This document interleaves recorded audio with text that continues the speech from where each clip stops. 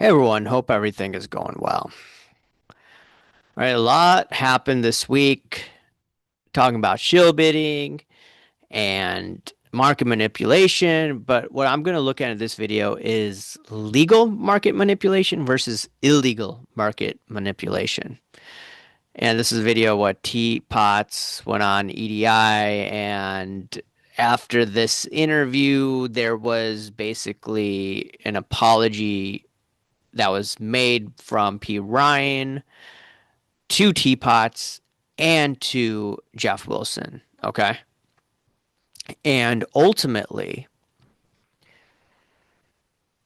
we have to look at what else besides what we see in front of us. A lot of people, they're not going to go to the other step where, yeah, they're shill bidding. It's bad. I was talking about shill bidding very aggressively a couple of years ago.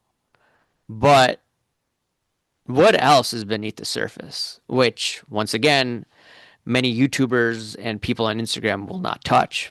And I want to look at the topic of reserves.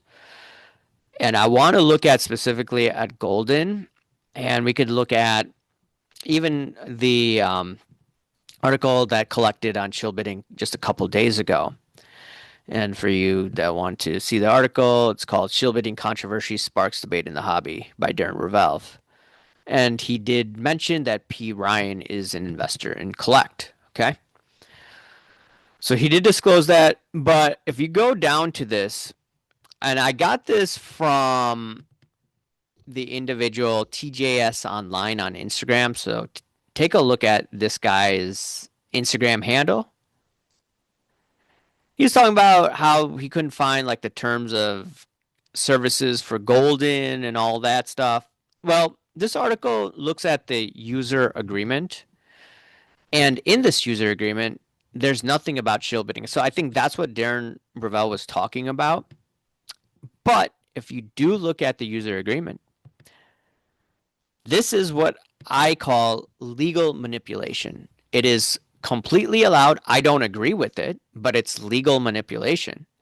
It says Golden reserves the right in its sole discretion to execute. No, I'm sorry.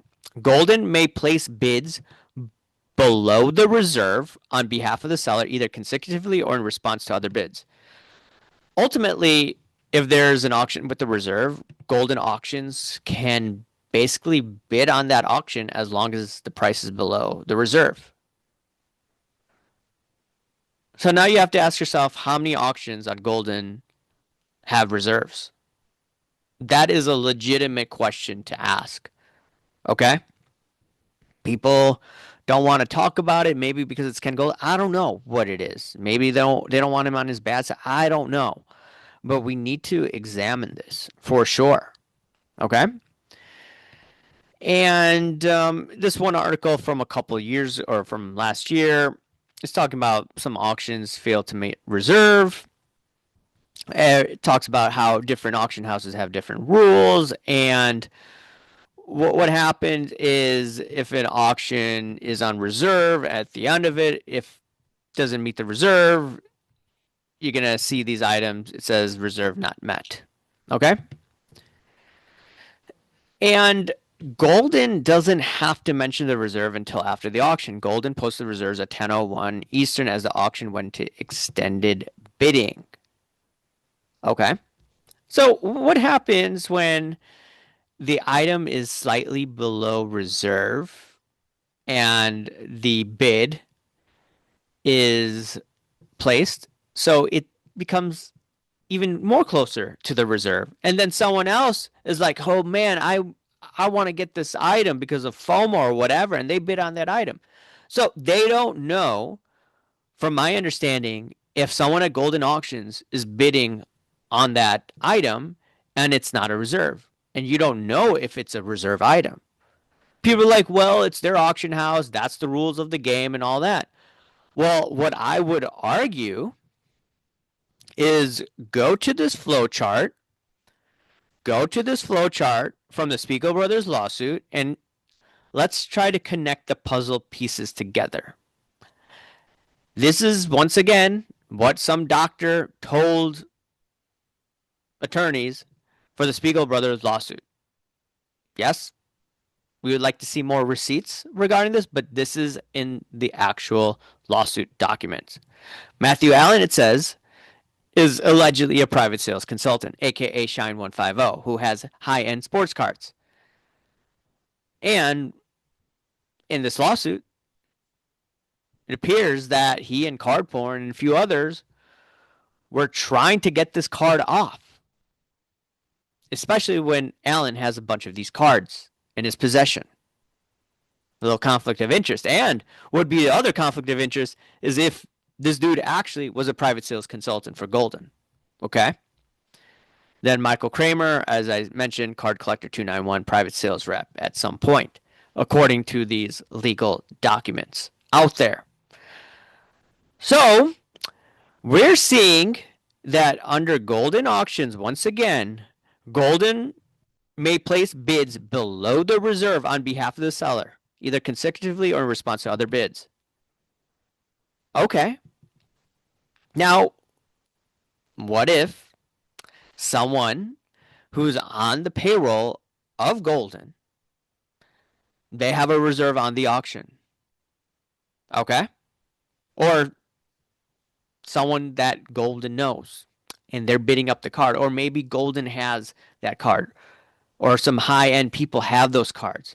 What if they're placing bids and it's a reserve legally, by the way, legal manipulation, and they're pumping it up? And maybe it doesn't meet the reserve, or someone, because of FOMO, is bidding it up, a fear of missing out, and they don't know the policy. Well, some people would be like, well, you need to read the terms of services. Okay?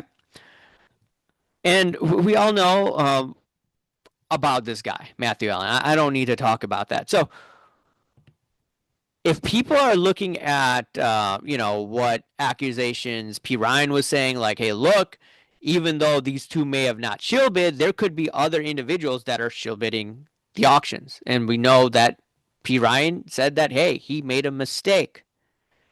Okay? Mistake or not, what is going on with these reserves? There needs to be a full-blown audit based on all this talk that we had a couple of weeks ago, but they're not going to discuss this, right? They're not going to discuss this because it's going to ruffle feathers. They're not going to look at this flow chart because it's going to ruffle feathers. All right? No one's going to talk about this. Maybe I go on the professor's channel here and there and he'll allow me to talk about it. But ultimately, this topic is silenced. Okay? And then I was looking at just other topics about reserves and in the hobby and sports cards and all of that. And it appears that Heritage is a little more transparent with their reserves, where the thing is that they disclose, and this is what they say, Heritage Auction was the first and still only major auction in the world that discloses all reserves a week before the auction. Okay? At least there's disclosure that there's a reserve. So that's a little better. I know I used to discuss about Heritage and all of that and some hanky-panky going on, but at least with the reserves, they are more transparent. And we've seen high-end sales through Golden. I'm not saying that these high-end sales are bogus, but I'm thinking back in my head, how many of those record sales that happen on Golden, there are reserves and we don't know about it, and there's, bidding because the reserves are high, and then someone else bids on it because of that. Then the other part is, do we know if this flow chart is accurate? Okay? And if it is accurate and some of these dudes are consigning their cards, like, whoa, that is a huge conflict of interest. Huge conflict of interest. All right? Like, even if you thought P. Ryan the other day was like out of character, he is a well-connected individual in this hobby. I wonder what information he has on people in this hobby. Because I know, just based on looking at underneath the hood, there's all sorts of hanky-panky. Okay? Take it a step further. What does he know? What receipts does this guy actually have? That's what I wonder. Like over the past couple of years, I was looking at influencers and pumping and dumping. I really didn't look at the auction house very closely. I did here and there, but this is something you got to look at. And if you just go to this article from Collect, I think it was this one. Maybe go to Iconic. Okay. This is crazy if you look at it. Just read this. The situation is more complicated. Arizona, where Iconic is located, doesn't require auction houses to ever disclose their reserve on the item, which is why the final prices of those items are still displayed as if they sold. This creates a greater problem because those prices are used for comps when in reality, not only did they not sell, but the auction house has often bid it up. Okay? That's one of the reasons why Arizona has become a popular place for auction houses, including Iconic and Gray Flannel. Like, dude, I do think there's a lot more Hankus Pankus out there. Now, the only thing is getting the evidence and getting the receipts to prove all of this. But we're starting to put the puzzle pieces together. And it just will take one whistleblower or two whistleblowers to basically, you know, could potentially blow this thing up. All right. In the text message that Sports Card Radio posted, I think on their IG, P. Ryan said that he may go nuclear. What if he goes nuclear? What if he does have those receipts? All right. Because he's connected. Like, I don't think a lot of people, once again, are going to look into this because, you know, sponsors or they don't want to be ostracized. I don't care, dude.